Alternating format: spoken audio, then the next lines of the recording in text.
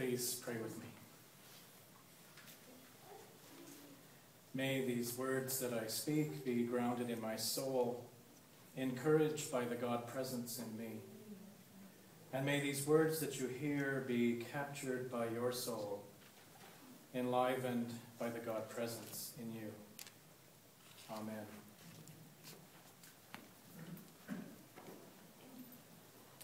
I have a prop this morning, which I will get to in a moment.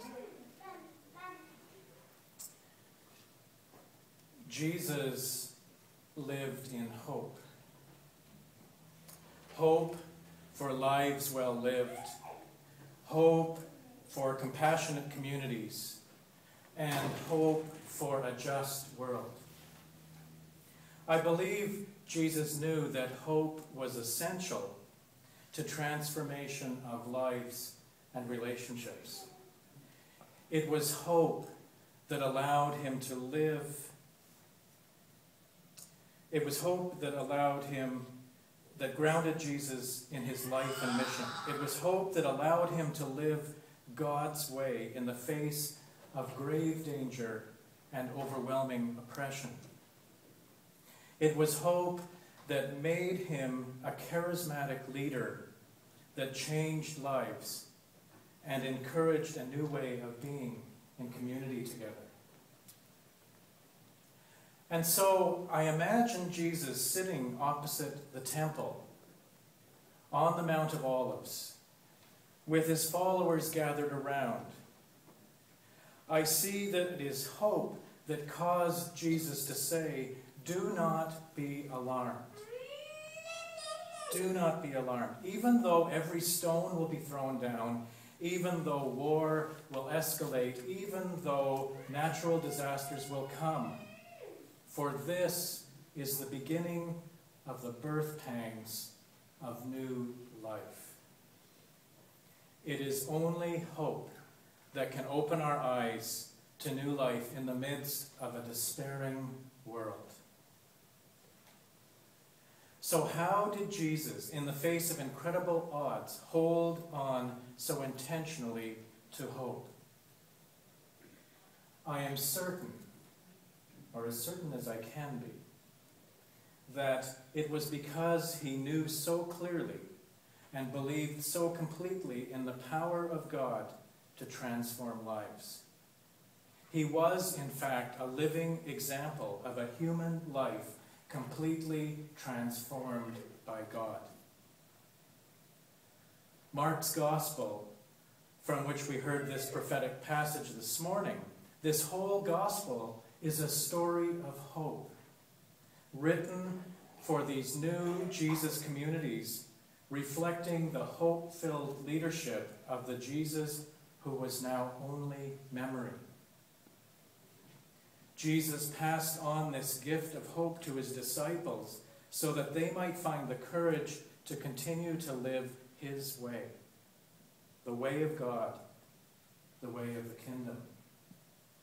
It is this hope that we must rekindle once again in our time and in our community if we are to have purpose and value. It is easy, very, very easy to lose hope in the world today. We look around and see the way things are going, and it is hard to find hope. Nations rise against nations. Human greed is killing this planet, changing our climate, and ultimately will bring an end to humanity as we know it unless we change our way. 30,000 children, 30,000 continue to die each and every day in this world. And nearly all of those deaths are preventable. Closer to home, we know the gap between rich and poor is growing. And more and more people are finding it difficult to live with even basic comfort.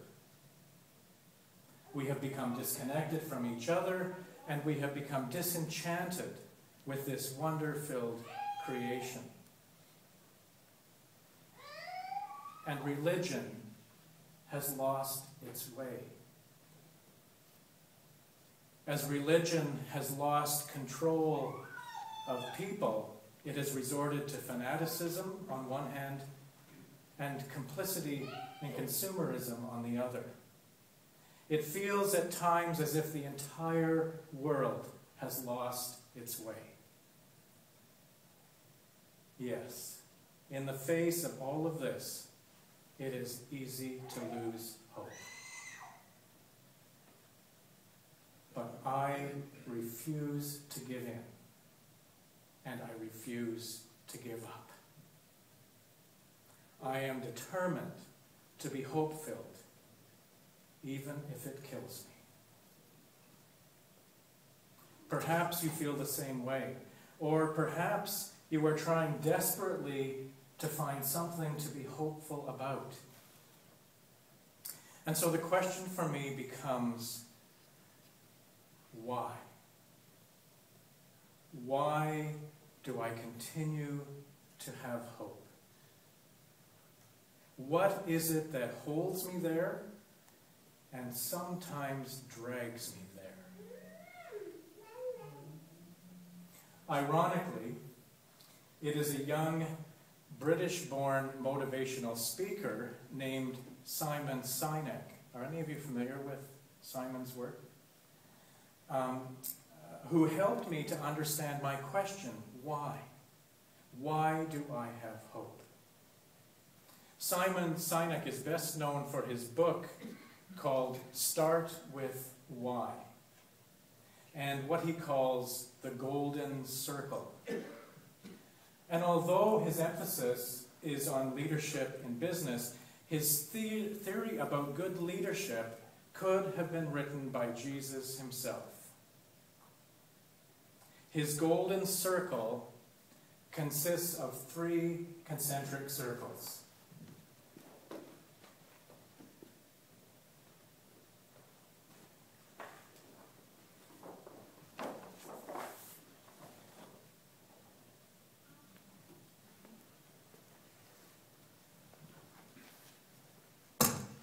With why at the center, how in the next circle, and what on the outside circle.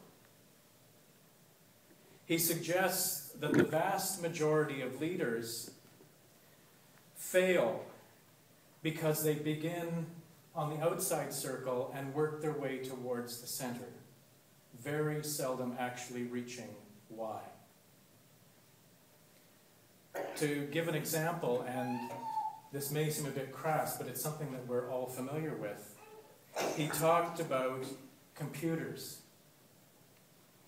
And he said for most computer companies, manufacturers of computers, they start with what? We make great computers. And then they move to how. They are well made and simple to use.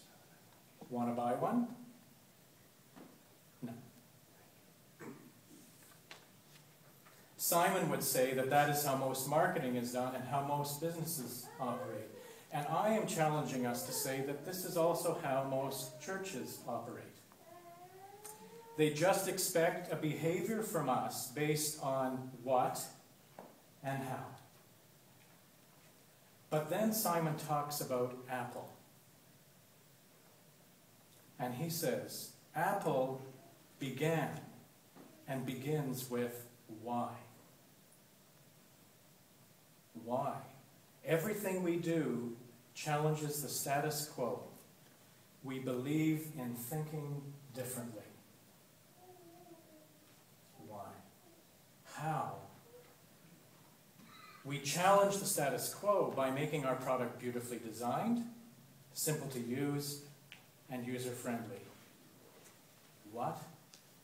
We just happen to make computers. Want to buy one? I was ready to buy a computer just listening to Simon talk about it. He calls this communicating from the inside out. Leading, get this, his words, leading with your heart and soul. he continued to say that people don't come for what we do or how we do it. They come for why we do it. People come because they believe what we believe. Great leaders and great communities know why they believe what they believe and why they do what they do. Jesus, I would say, didn't become a great leader because of what he did or how he did it. He became a great leader because of why he did it. He knew that his purpose was to bring about God's kingdom on earth because God is the source of life and love and hope. If someone was to come up to you and ask you about Winfield United Church, I know that you could say clearly and at length what we do and how we do it.